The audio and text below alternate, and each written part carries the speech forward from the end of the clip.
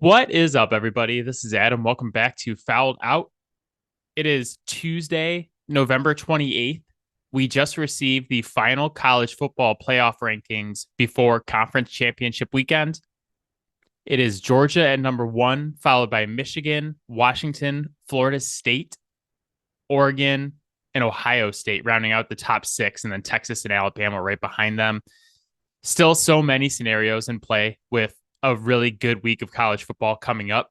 Pac-12 championship on Friday. The winner of Oregon, Washington, pretty much clinching a ticket into the college football playoff. The SEC championship Saturday. Alabama and Georgia. Obviously, Georgia wins. They're in the number 1 team. I think if Alabama wins is where it starts getting really messy. There's a very clean scenario that could play out this weekend where Georgia, Michigan, the winner of the Pac-12, and then either Florida State or Texas gets into the college football playoff. And then there's an extremely messy scenario where Georgia loses and all of a sudden we're thrown into chaos because I don't know that the college football playoff committee would keep a 1-loss Georgia out and put an undefeated Florida State team in with the loss of Jordan Travis, because their assignment is to find the 4 best teams, not the 4 most deserving, even though we all know what the right thing to do in that situation is. So all sorts of scenarios open. I think just because Ohio State lost to Michigan doesn't preclude them from making it this weekend. If there is a bit of chaos, you could have a situation where Florida State, Texas, Alabama, and Oregon all lose. And all of a sudden that 4th spot is open and it's a debate between, okay, 1-loss Florida State versus Ohio State. And we're saying Florida State with no Jordan Travis. So chaotic scenarios this weekend. There's clean scenarios. I, for one, prefer the clean scenario where we have the 4 best teams that we can all agree on, and we can get some awesome college football playoff games underway. I know Matt would vehemently disagree with me if he was on for this part of the podcast because he wants as much chaos as possible. But I think that he would go the other way if he knew that meant Ohio State could still get in. So we'll see what happens this weekend. It should be a great weekend of college football, as always. And by the time we come back next week to record a podcast about week 13 of the NFL season, we should have the full slate of college bowl games, which unfortunately will not include my Western Michigan Broncos, as they were not able to pull out a couple games near the end of the season to get to 6 or 7 wins where they need to be, which is a bummer under our new coach, but I kind of like what we're building. So next week, we will go over the final college football playoff selections. We'll go over our favorite bowl games that are not college football playoff games as part of our NFL Week 13 coverage. So we're looking forward to that. But for now, Matt is going to be joining me to talk Week 12 of the NFL season, and then the upcoming Eagles versus 49ers game, a game that we've been waiting for all season. Both teams playing great football coming into this game, and they're both totally healthy. So that is very exciting for Week 13. Before we start, you can reach out to us on Gmail, fouledOutSports@gmail.com, or you can hit us up on Twitter @fouledOutSports. Probably for not very much longer, seeing as what's going on with Twitter, but we're still there for now. But the email, fouledOutSports@gmail.com.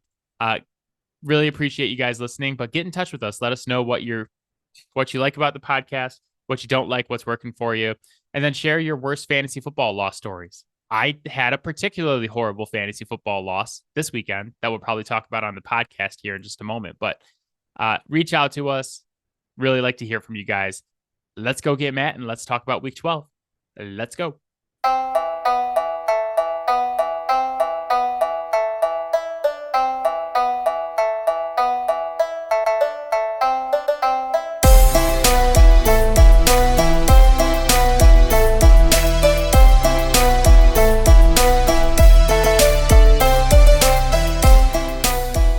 All right, Matt is here, fresh off Week 12. Matt, how you doing, buddy? I am glad it's been a while since the Lions played. I've seen those podcasts, like the instant reaction podcasts that people record Sunday night after the games, or like in this case, Thursday night on Thanksgiving.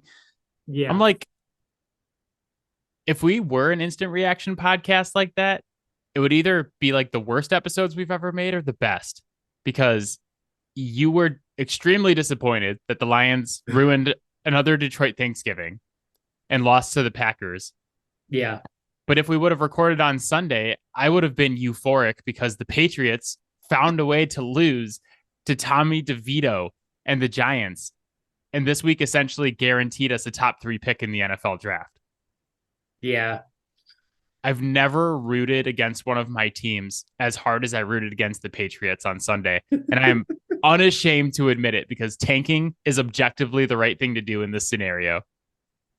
We would certainly get more of a reaction if we did immediate reaction podcasts. I don't know that I would feel good about it. Yeah. Well, the problem with that is that you got to record after things like the Lions Thanksgiving game or like one of the Super Bowls the Patriots lost, Yep. Times where you don't want to record, but you got to turn the mic on anyway. So, but that was Thursday. It is now Tuesday, the 28th. So you've had a couple days to at least compose yourself to get ready to record a podcast. Yeah. I came out of week 12 thinking about how quickly things change.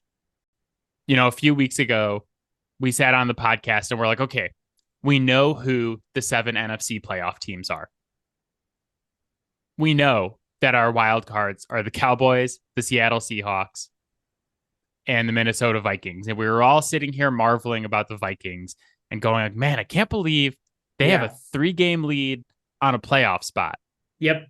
And then 2 of those 3 teams said, hold my beer. Now we sit here after week 12. Seattle's lost 2 in a row. Minnesota's lost 2 in a row.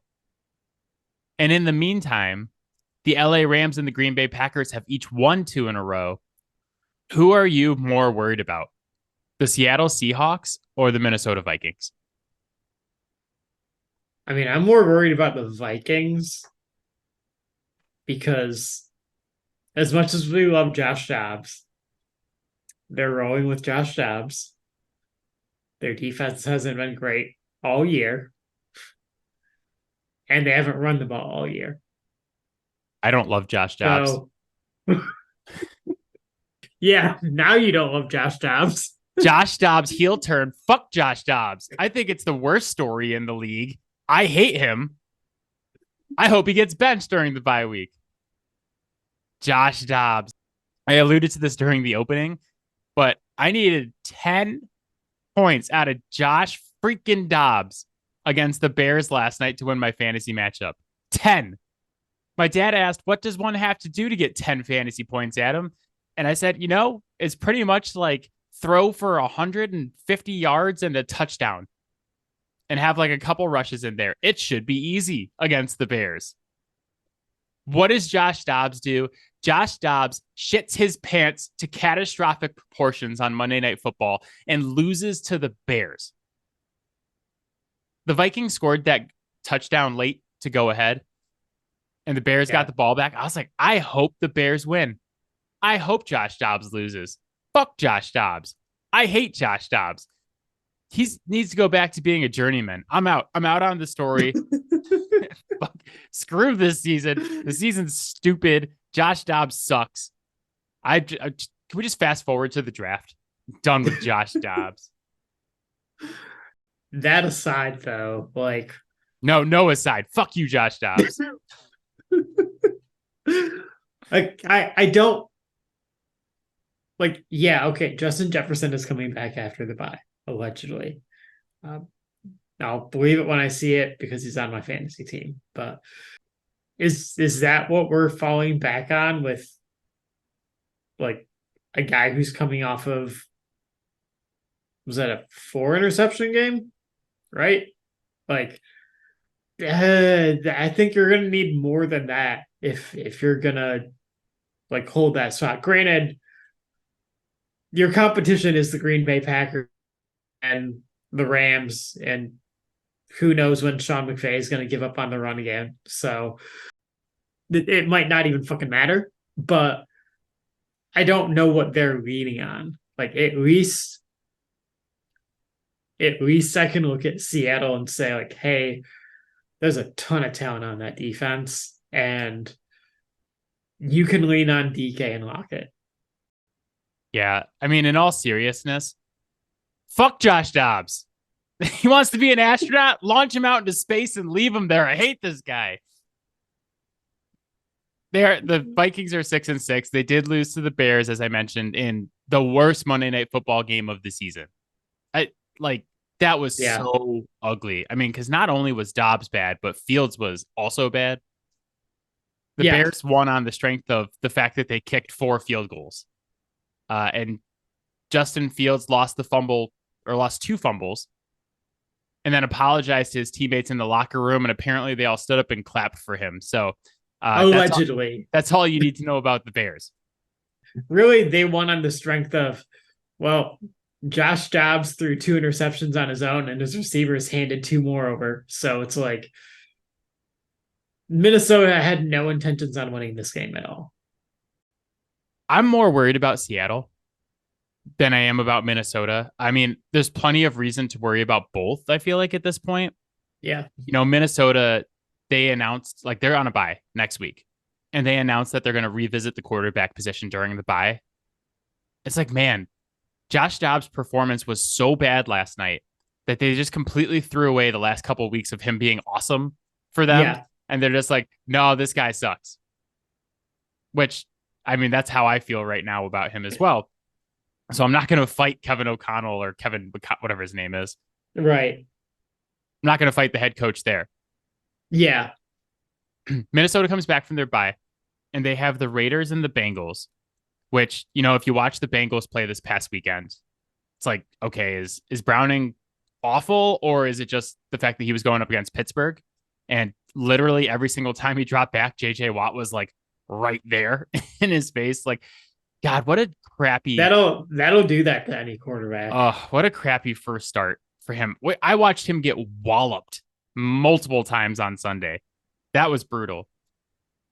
So we have to see, like, is he that bad, or is it just JJ Watt? Because it's hard to separate those things.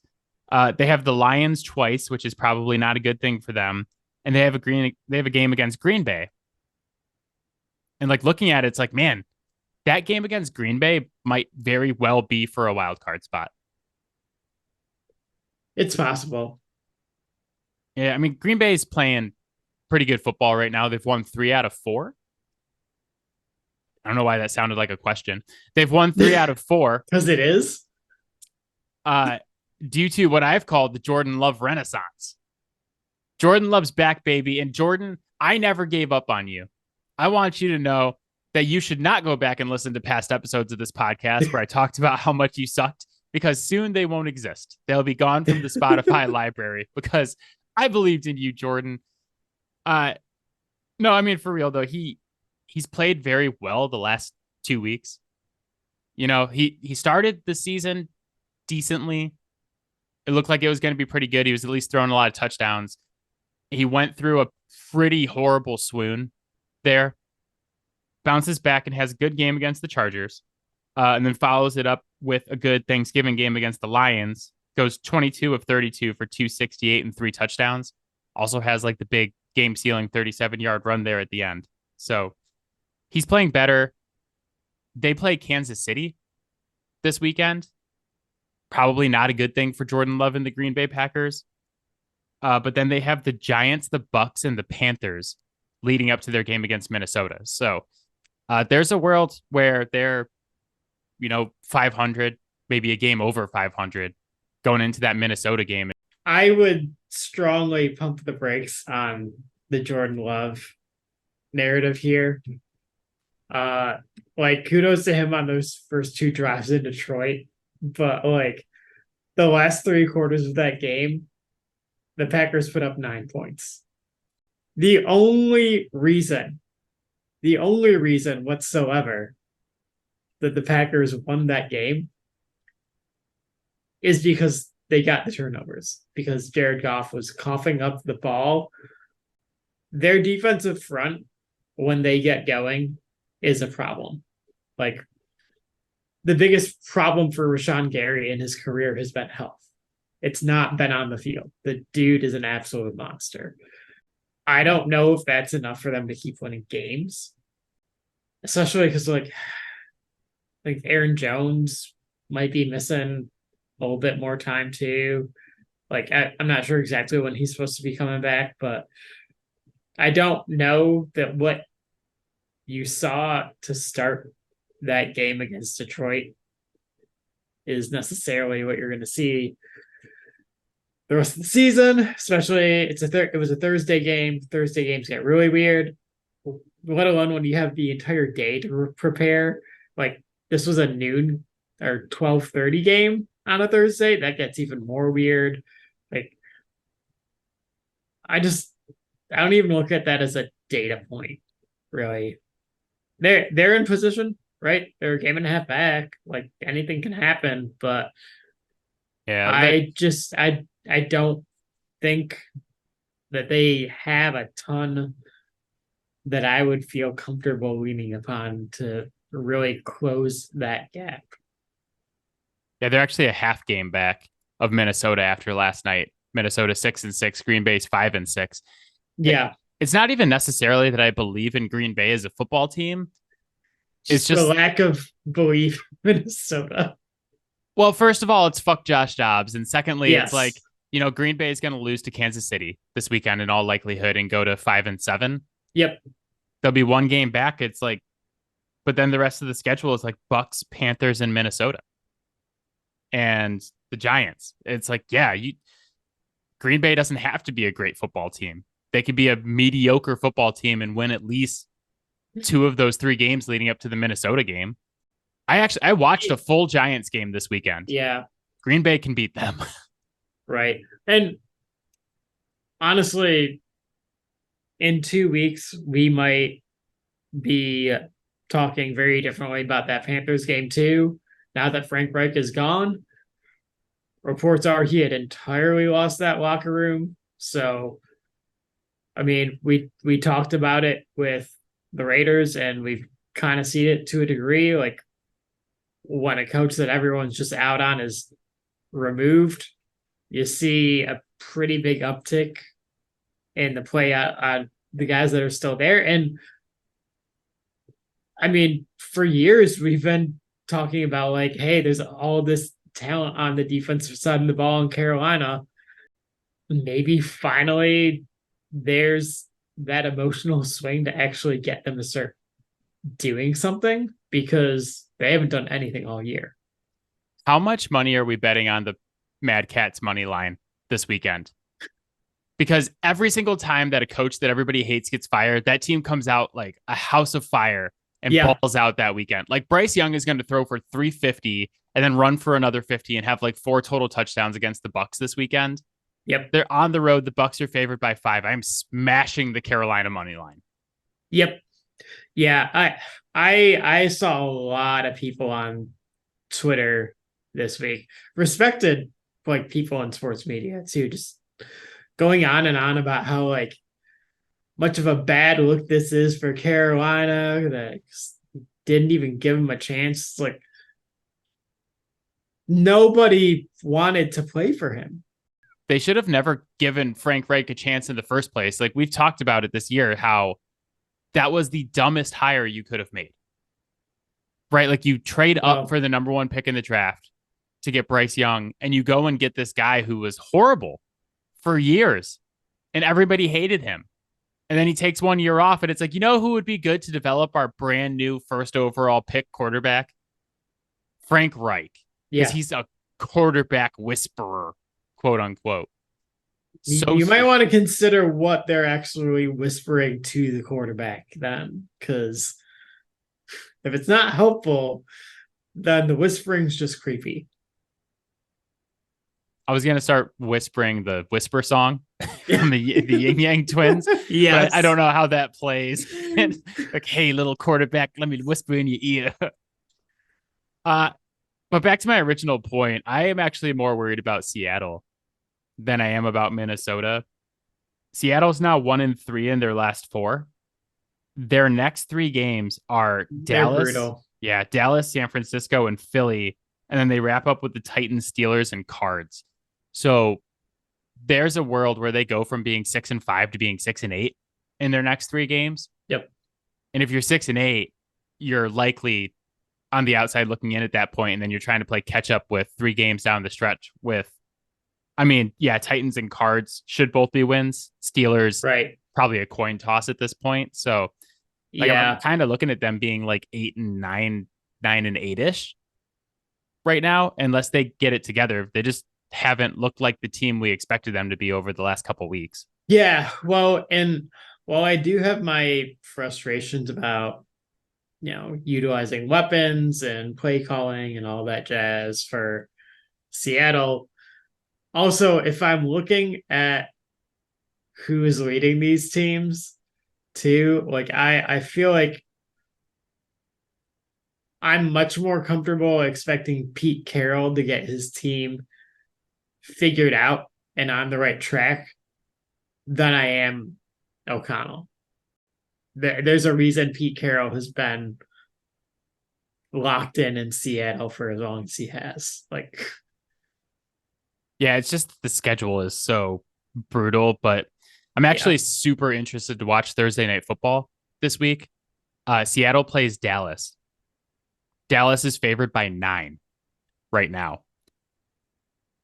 Dallas is kind of like the team of the week this week. We've talked about the Yep. trend we've seen throughout the year where it's like, oh, the team that's getting all the hype and all the smoke, that's the Mm-hmm. team you should bet against. Well, they beat Washington 45-10 on Thanksgiving. Deron Bland, who was my bold of the week for having Yeah. record tying 4 pick sixes, got the record breaking 5th pick six this week. So congrats to him. Kind of cool. He did that in like 12 weeks of football, so we'll see where he ends up. But there's lots of chatter this week about Dallas as a potential contender all of a sudden. And you know where it comes from. It's like Yep. the Dallas media thing and their fans. But Dak has moved up to be 3rd in MVP odds on FanDuel, plus 600 behind Jalen Hurts and Patrick Mahomes. They're 8-3. They have not beat a team this season that has more than 4 wins. Nope. If you combine the records of the 8 teams that they've defeated this season, it is 25-58, which is a 30% winning percentage. That's almost as bad as the Patriots. It's almost like you played the Patriots every week. Seattle's not in a great spot. They've been struggling. Dallas is getting a ton of hype going into Thursday Night Football. But we have the same question about Dallas that we have about so many teams. Can they beat good teams? But with Dallas, it's like, can they beat okay teams? Yeah. Can they not just butter their bread beating up on high school level football teams like the Patriots and the Giants and the Washington Commanders? It's like Seattle, I'm not even saying is particularly great, but it's like, God, at least they have a winning record. So I'm really interested to see how that'll go, especially because we have seen that trend of these gassed up teams losing all the time. And Dallas is like a big favorite in the gambling odds as well. If you've paid attention over the years, December is the time to start betting against Dallas. Yeah, I was just thinking about it because we talked about this with like the Lions and the Dolphins and stuff last week. There's like a tier of playoff teams where I really think the thing that separates teams that we see as contenders in the regular season versus teams that we have questions about is the Yeah. track record of beating good teams or like teams that are above 500 even. Yeah. We talked about how the Lions we think can do it, but we're not sure. We Mm-hmm. know Miami can't do it. Well, we got to see if Dallas can do it because they haven't done it so far. So it's like Well, you I start would here on Thursday. I would say until we see otherwise, we know Dallas can't do it. They've been this same team for several years now. They beat up on lesser competition. They square off against good teams, get their ass kicked, and then they go back to beating up bad like lesser teams. It's like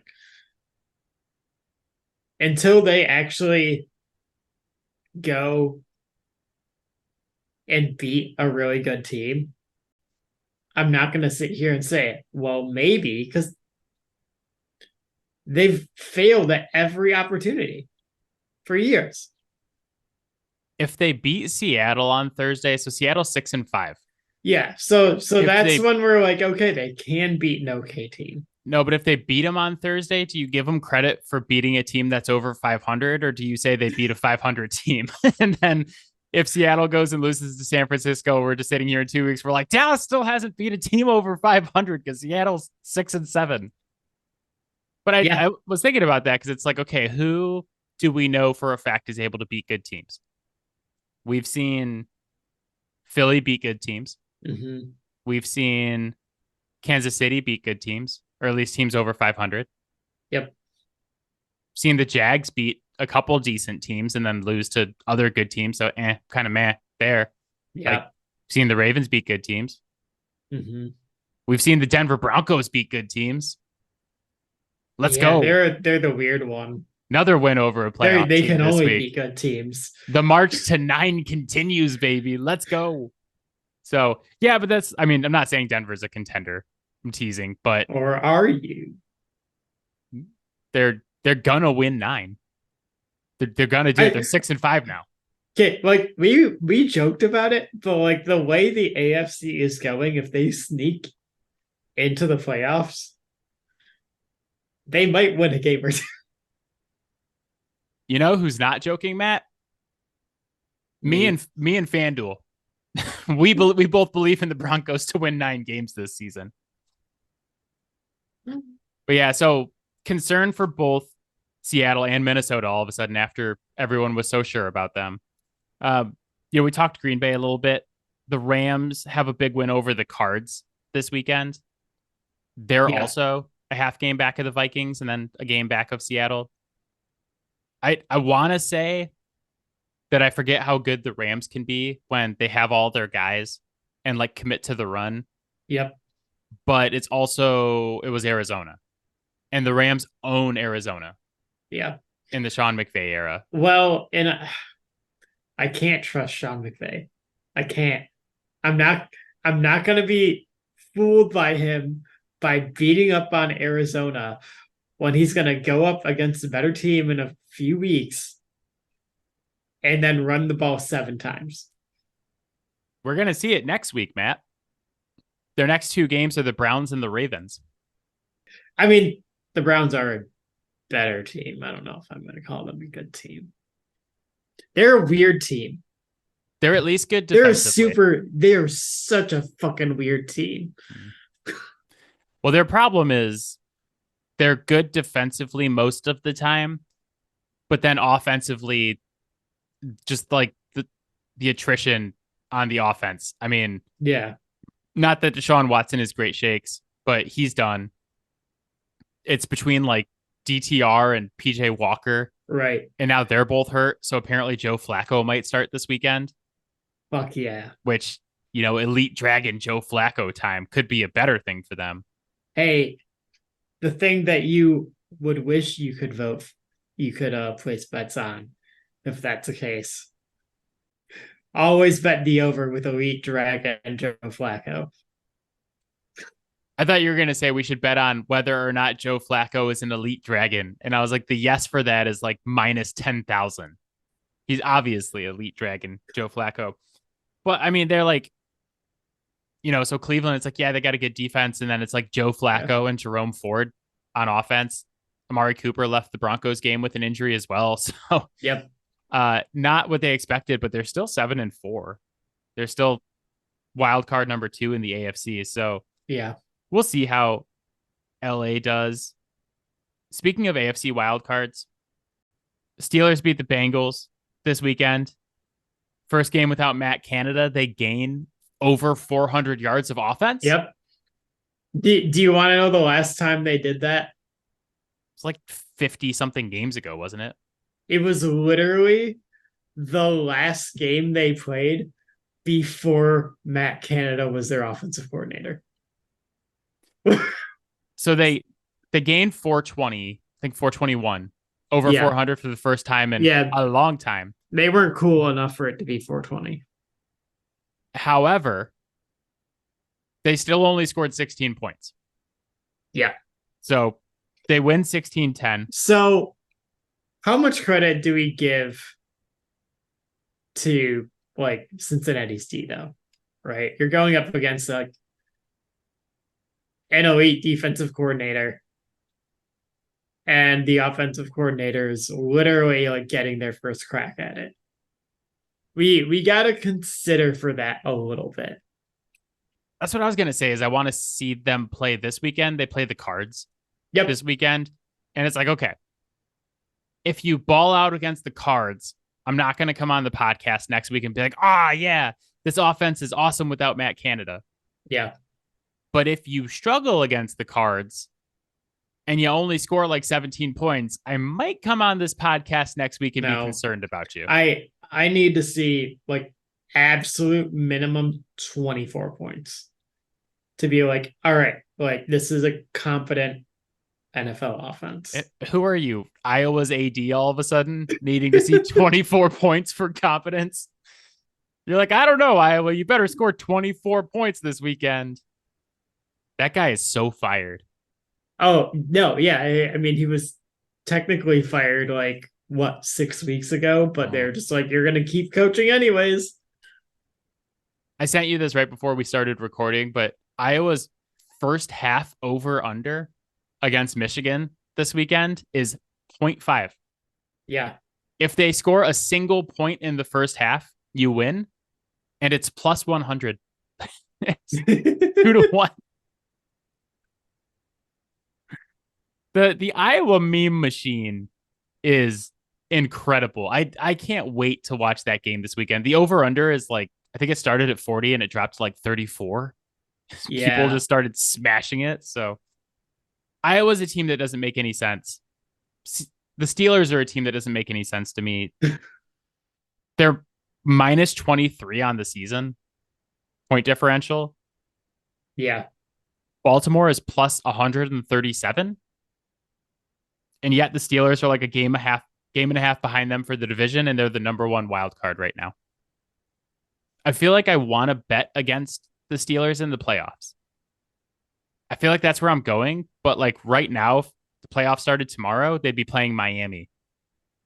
And I'm like, God, I want to bet against the Steelers, but I don't know if Miami can beat anybody who's over 500. I don't know if they can beat good teams. Yeah. Well, I mean, I've mentioned this before, and it is like the one thing about Pittsburgh that does make sense. They're tied for first in the NFL with San Francisco with a plus 11 turnover differential. They don't turn the ball over very much. As much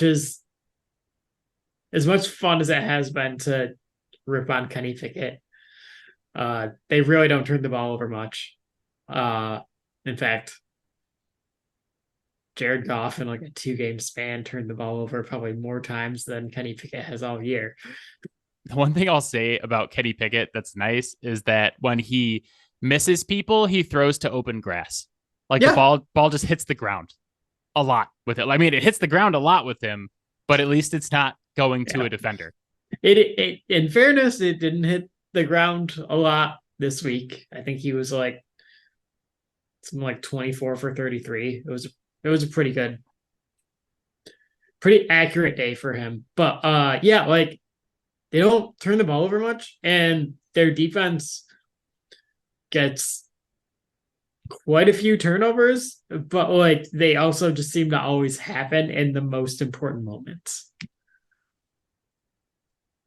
Yeah, that's what we talked about with JJ Watt too. And we talked about Pittsburgh earlier this year because they're like last in yards allowed, but 10th in DVOA. Yeah.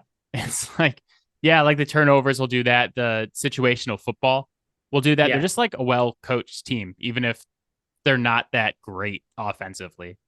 So the next 3 games are Cardinals, Patriots, and Colts. If you can't get right at least the next 2 weeks offensively, yeah, we'll talk about whether or not we're going to bet on them in the playoffs. The other wild card, we talked about Pittsburgh. We talked about Cleveland being there. The third wild card, the truest wild card in the NFL right now. After 12 weeks of football, the Indianapolis Colts are holding on to the 7th spot at 6-5 after beating the Buccaneers this weekend. My takeaway from this week was just like, God, that spot is so wide open right now. I honestly, like, with all of the injuries on Cleveland's offense, I think Cleveland's spot is up for grabs right now too, because they're only like 2 games up, or Yeah. they're only a game up on these other guys. You got Indy at 6-5, Houston at 6-5 after a last minute loss to the Jags. Where, man, you don't see kicks hit the bottom, like the crossbar, very often on the field goal post. That kind of sucked for them. But Houston 6-5. Denver, we mentioned, wins again. They're 6-5 now.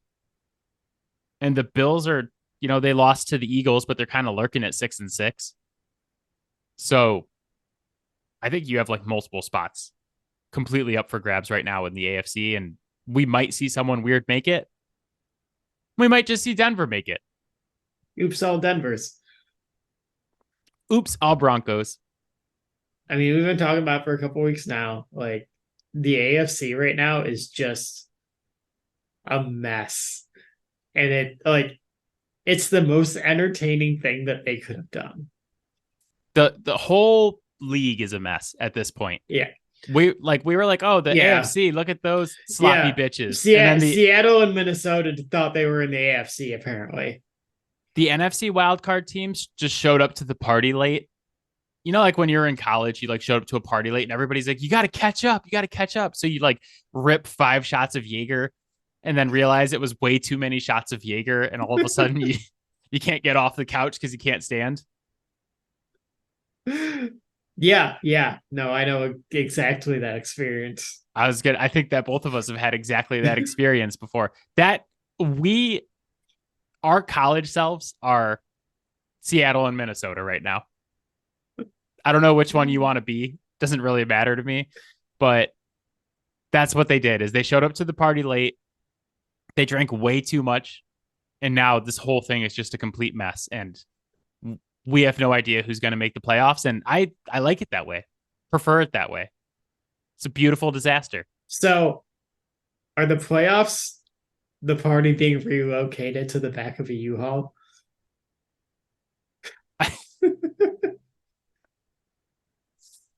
I hope not. I hope the playoffs are better than that.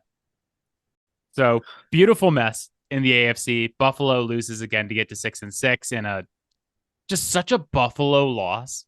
Yeah. To the Eagles.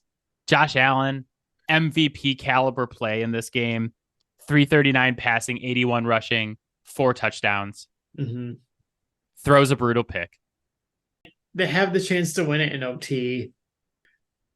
I'm not in that locker room. I don't know what they coach their teams, but that third down that led to them kicking the field goal, which obviously led to Philly winning the game, and after scoring a touchdown, you will see most in the NFL saying, like, no, if you get that in front of you there, just run down the field.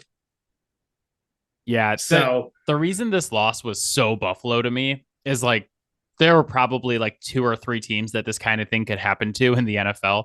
Yeah. But how many teams are you playing in a rainstorm and the opposing kicker has to kick it from 60 yards away to tie the game and go to overtime?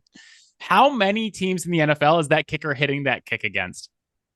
Well, it's always a hit against the Lions. I was going to say I think there's 4. Yeah. The Lions, the Bills, the Chargers, the Vikings. Yeah.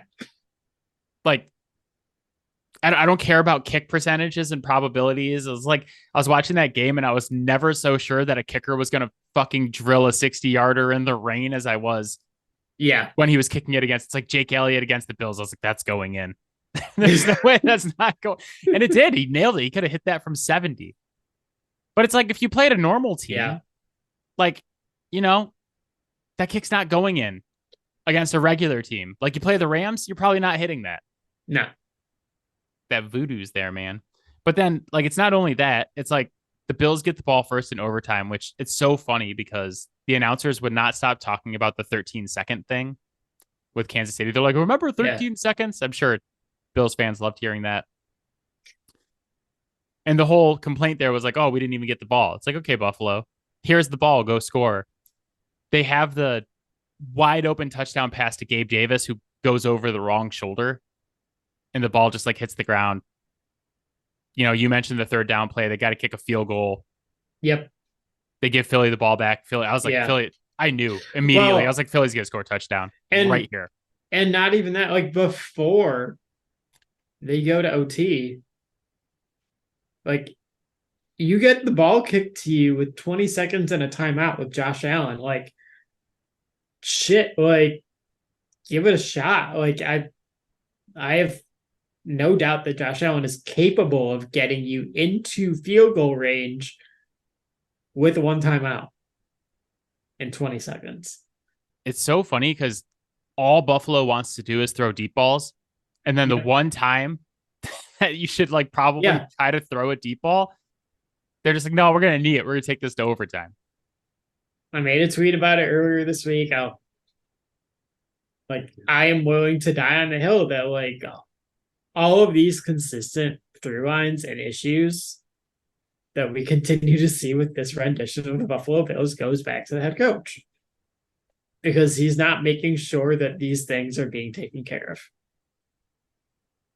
I don't know if it's just he doesn't have an attention to detail or what, but like I don't know how much longer we need to see this from the Bills, because this isn't just a this year thing. This is several years now.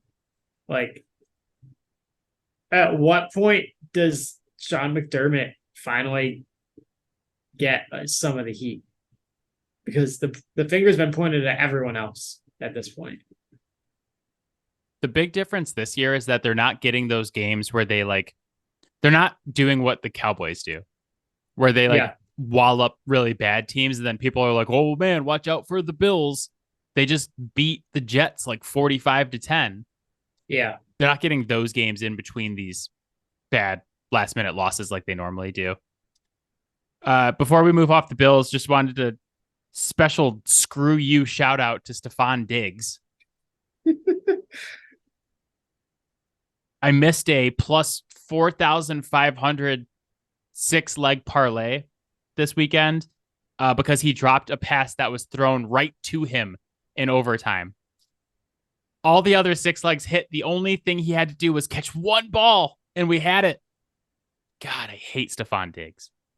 I should never bet on players I don't like, because I feel like they don't like me. Like, I should never bet on a Bill or a Jet. I should never bet on a Giant to do anything positive, because I feel like it's so much karma from how much I hate them that it's just going to make me hate them more. It's just going to screw me over. And I missed this parlay by 4 freaking yards. Brutal. But I'm texting you the one next week so that you can ride with me, because I hit one this year and I've come within like a catch or two of like hitting 2 more. So we're going to hit another one before the season's over. Yeah. Let us rage together when we fail. If you would have been on that with me this week, this just would have been a special, like, screw you, Stephon Diggs podcast. Oh yeah. No, we would have been talking about that parlay the entire episode. It was nothing else would have been discussed. It was bet 10 to win $450. And I missed it because he dropped the frickin' ball. Screw you, Stephon Diggs. You and Josh Dobbs. Don't want to hear your names. It's like things I'm out on this season. Stephon Diggs, Josh Dobbs, the NFC South as a whole. Don't talk to me about any of these things for the rest of the season. Last thing before we go to Bolds and Scolds. This Sunday, 4:25. The game that we've been waiting the entire year for. The San Francisco 49ers go back to Philadelphia, the site of their NFC Championship game defeat from last season. We talked about this in our preview podcast for the 49ers. We've talked about it at multiple times during the season. But if you need a reminder, the 49ers lost in the NFC Championship pretty badly to the Philadelphia Eagles, and then instantly proceeded to spend the entire offseason talking shit about Philadelphia and saying that if Brock Purdy hadn't gotten hurt, we would have beat them. They suck. They're fake. Hurts is not a good quarterback. Like, you had Deebo Samuel out there multiple times. You even had the kicker, Robbie Gould, talking shit Yeah. about Jalen Hurts leading up to the Super Bowl. So salty. I'm calling it the Salt Bowl. Both teams are healthy coming into the game. Both playing good football. They're the 1 and 2 seeds in the NFC right now. Excuse time is over for San Francisco. You talked all your shit. You made all these excuses for why you didn't win. You have to win this game for your manhood. Yeah. This is like, I'm not even like a rah, like tough guy, like, oh yeah, manly men kind of thing. But like, if you lose this game after everything you've said and done. Yeah, no, if they lose this game after talking all of that shit, I will have no respect for them whatsoever. You have to As win. a Like team, as men, like nothing. You get nothing. Yeah. I'm excited to watch it this weekend though. Like, it should be a good game. And I feel like kind of no matter what the outcome is, that it's a fun outcome, and it's probably going to like lead the podcast off next week. All right. Bolds and Scolds, week 12 of the NFL season. I get to go first this week. I believe so. I'm Ron Burgundy. I was just thinking that. Weird. Get out of my head, Matt. My bold for week 12 of the NFL season is Denver's defense. We talked about them a little bit throughout the podcast, but Denver is now on a 5-game winning streak after beating the Browns this past weekend in Denver. They are 6-5 now after being 1-5. Well on their way to 9 wins. Like, Matt, are you on the bandwagon now? Are you like just 100% they're going to win 9 games? It's hard to believe it's not going to happen at this point. But there's a small part of me that was like, that's still hanging on out of pride to be like, no, they're not going to do it because I don't want to be wrong. They're going to do it. I've been saying it all season, ever since the preview podcast. They're going to do it. I was saying it when they were 0-0. I said it when they were 1-5. I said it when they lost 70-20 to Miami. I was like, this team's going to win 9 games. I put it in the win range. We're well on the way. I told you it wouldn't make any sense. But when you start looking at what the defense has been doing over this 5-game win streak, it does start making sense. Matt, they've forced 16 turnovers in 5 games. A little bit over 3 per game. Yeah. They are now do it. Yeah, they're now 4th in the entire league in turnover differential after being like in the bottom 5 when they were 1-5. I think they were either last or they were pretty close to last, but they're all the way up to 4th. And they were all over Cleveland on Sunday. Mm-hmm. Like, we talked about it. 2 quarterbacks go out with injuries. A wide receiver goes out with injury. They're out here beating the crap out of people, forcing turnovers, and that's how they're winning football games. Because like, the offense hasn't been particularly great. Javonte Williams looks good coming back from that ACL injury, but like, Russ has been just good enough making plays.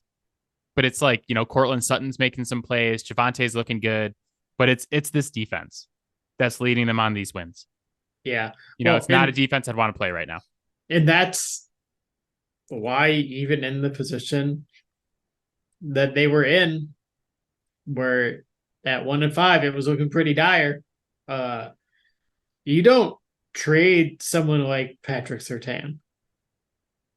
Like, even if he's not getting turnovers for you every week, he's still such a good cover corner that it allows you to do a lot of other crazy stuff to free up other guys to create turnovers.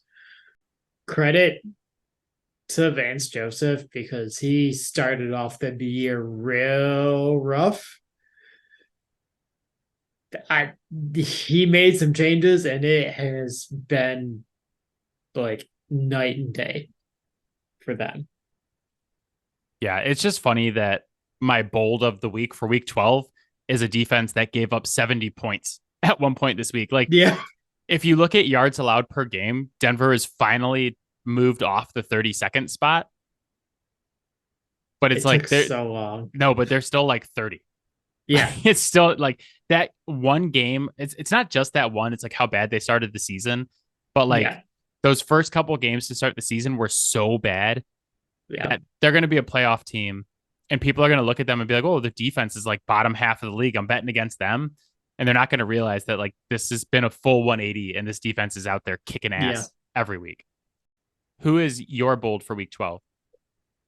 So I'm going with Kyren Williams because he overcame massive fraud Sean McVay to put up 204 yards of offense this week and score 2 touchdowns. Like, dude had a fucking day. And I get it. It's the Cardinals. The Rams own that. They're just not very good in general. But like, that was his first game back off of IR. He is all the way back, and he looked phenomenal. He's funny because he was a guy last year. There was a lot of rumors. They're like, oh yeah, like the Rams really like this rookie Kyren Williams. Yep. And then what's his face? Cam Akers was the lead back. And like Cam Akers was not good for large portions of last season. And then all of a sudden near the end of the year, he has those like 3 or 4 games where he just balls out. And people are like, oh, this is Cam Akers offense. But yet there was still rumors coming into the season that like, oh yeah, they're like, no, they really like Kyren Williams. And you've seen like when Kyron's been healthy this year, why they like him so much, because he's been a touchdown machine. And when they give him the ball, they are way better than when they don't. Like, go back and look at his performances, and like the games they win, he gets 20 touches. The games they lose, he gets less than 20. Yep. And he was a monster coming back. The only like word of caution I have on Kyren Williams right now is that Royce Freeman also ran for 6 yards per carry in this game against the Cards. Like, Sean McVay has Schmeckeldorf the Cardinals for years. Yep. So I'll be watching again, like I mentioned it earlier. We're going to be watching them against the Browns and against the Ravens next couple weeks. Yeah, for sure. But yeah, well earned for week 12. My scold of the week is a little bit weird. I don't know if you knew what I meant when I sent you this, but it's people who report things too soon or like I don't even know how to describe it. So I'm just going to say what I saw, and it's these people. I saw multiple beat writers over the weekend, like tweeting things out way too early. And what I mean is Jacksonville won their game at 1 p.m. And there was a beat writer from Jacksonville that was like, Jacksonville is now officially the number 1 seed in the AFC. And then like Kansas City played at 4:30 and Baltimore played at 8:30, and they both won their games, and Jacksonville went back to being the 3rd seed. Yeah. You know, the Patriots lost to the Giants at 1 p.m. Just a masterful tanking performance by Bill Belichick. Like, oh, the greatest coach of all time, also the greatest tanker of all time. Yeah, this is kind of off topic, but like you go up against the Giants defense that's like dead last in run defense, and you throw like 40 screens with Mac Jones. Like, the one thing they can stop, you throw like a ton of them. Absolutely gorgeous. Like, in order to know exactly how to win games, you got to know exactly how to lose games. Oh man, it was a masterclass. Sending Rylan out there to kick a 35-yard game-tying field goal and having him shoot it wide left is just like, I'm convinced that this was all their master plan to get a top 3 pick in this draft, and that they actually drafted Rylan high. Like, they drafted him like the 4th or 5th, the kicker. Yeah. Because they knew how bad he would be. And then they got rid of Folk, and they're like, this guy sucks. He's going to easily lose us games this season. And that's the story I tell myself every night while I cry myself to sleep because my team is awful. They're so bad. I've never watched a team this bad. And I live in Metro Detroit, Matt. I watch the Lions on Sundays. Not this season, but in seasons past. I watched the game where Dan Orlovsky ran out of the back of the end zone. This team's worse. This team's worse. Seems less entertaining, but it's not worse. No, it's not. But for real, the Patriots now have a 2-game lead, I'll call it, on a top 3 pick. Yeah. Like pretty insurmountable with how bad this team is. Like, and that's kind of where I want to be, man. It's like Caleb Williams, Drake Mayer, Marvin Harrison Jr. Yeah. Beautiful thing. But back to my scold. The Patriots lose at like 1 p.m. and people are tweeting out like the Patriots now own the 2nd pick. And then the Cardinals lose in the afternoon and the Patriots are like back to the 3rd pick. So it's like, don't like tweet it out unless the week's over and it's done. Like what are we gaining out of being like, oh, the Jags are the 1 seed now for 3 hours? Great. Fantastic. Who is your scold for week 12? I think that we can both agree it's kind of wild that it's taken me this long to finally have this be my choice for scold of the week in the NFL. It's the entirety of the NFL officiating. I thought this was why you proposed this segment, was so that you could call out refs every week. It was definitely a thought. If we had better software, I would definitely say, hey, we need to have a weekly reference segment because we could do it every fucking week. I don't think I could say referent 3 times fast. Referent. Weekly, like getting calls blatantly wrong every single week. And then like even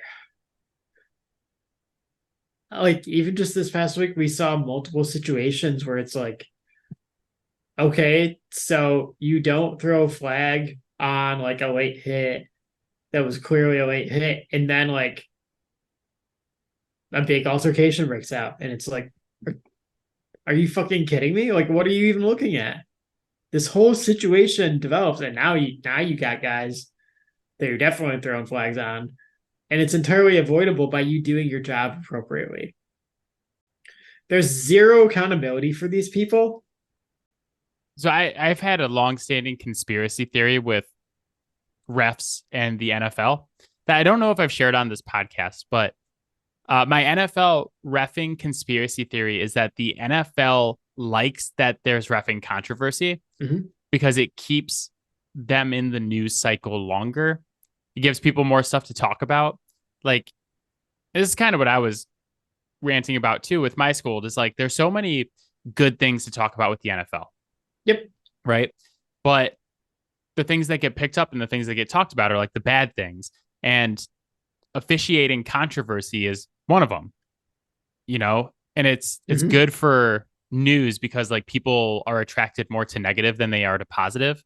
So I think back to like a couple of years ago, there was the famous illegal use of hands to the face game, the Monday Night Football game with the Lions and the Packers. Yes, I vividly remember that. Yes. And I'm driving to work the next day, Tuesday, and the leading segment on the local radio stations are all like, oh, we got screwed over. This is so stupid. I hate the refs, blah, blah, blah. And people are just like calling in on their morning commutes and just like bitching and yelling, and everybody's all pissed off, and it's driving traffic. And I think the NFL likes it that way. You know, you don't have massive refereeing controversies in any other sport. We don't talk about NBA refs that much.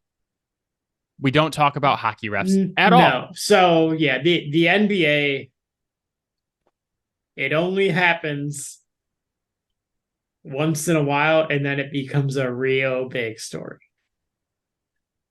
I mean, like Tim Donaghy aside. Yeah. But like, I just mean like from a... Yeah, there was another like slightly smaller one that came up like a few years ago too. They've had some problems, but I mean like on a night-to-night basis or like a week-to-week basis. Yeah. You know, the only baseball ump we talk about is Angel Hernandez. Really. Yeah. For being blatantly bad, but like it's like every single week, every single ref. There's like, it's not like there's one ref who's bad. Yeah. All the refs are bad. And it happens every single week. There's stuff to talk about because nothing's called consistently. But I think the NFL likes it that way. Yeah. Well, that's why they have rules like illegal contact that are completely subjective and don't really have a place. So you can just kind of call it whatever to influence the game the way that you want to. Yeah, I think it's very clear because there are so many easy ways to fix so many of their problems. Mm-hmm. Like we've talked before about like just putting a chip in the ball that tells you what yard line it was at. Adam, it's there. It's already in there. It's already in the ball. It literally is. How do you all the next gen stats stuff that you see, like, oh, there was this percentage chance that this ball was thrown. How do you think they get that? Yeah. It's the chip that's already in the ball. They have the technology. It's very clear that there's lots of ways they could fix this. They just don't want to because it's good for them to be in the news cycle, drives stuff to them. So, but that is it for our news cycle for this week. As always, Fouled Out can be found on Apple Podcasts. Or wait, I messed that up. As always, Fouled Out can be found on Spotify, Apple Podcasts, Pocket Cast, Overcast, anywhere you get your podcast. You can hit us up on Twitter at Fouled Out Sports. You can find Matt on Twitter at Matador_defense. How much longer you'll be able to find us on Twitter? That's unknown. It's turned into a lawless wasteland. And you can find our videos on TikTok at Fouled Out Sports Podcast. It's a long name, but you can't miss it. Big weekend for college football this week. We just got the final college football playoff selection committee rankings before conference championship weekend. Yep. Lots of great games this weekend. Oregon and Washington on Friday. Texas is trying to play their way in Saturday. Georgia and Alabama in the SEC championship. Florida State trying to play their way in. And then Michigan and Iowa. Yeah, Iowa versus points. Iowa versus points. That's a good one. So lots of great college football this weekend. Enjoy that. We'll be back next week to talk week 13 of the NFL season. But we're also going to take a slight detour next week. We will have the full slate of college football bowl games. Mm-hmm. So we're going to be talking a little bit college football playoffs. We're going to talk about our favorite bowl games that are not playoff games. We've had some good recommendations each of the last couple of years for like which ones you should watch on the schedule. One of my favorite times of year because I'm off from work for 2 weeks and you got college football games that are awesome all the time. So we'll be back to talk about that next week. We'll talk about the Salt Bowl between the 49ers and the Eagles and then some of the other stuff that happens in the NFL. Bring your potatoes. Oof. All right, my friend. I will see you soon. Yep. Bye, guys. Bye, guys. Bye, Matt.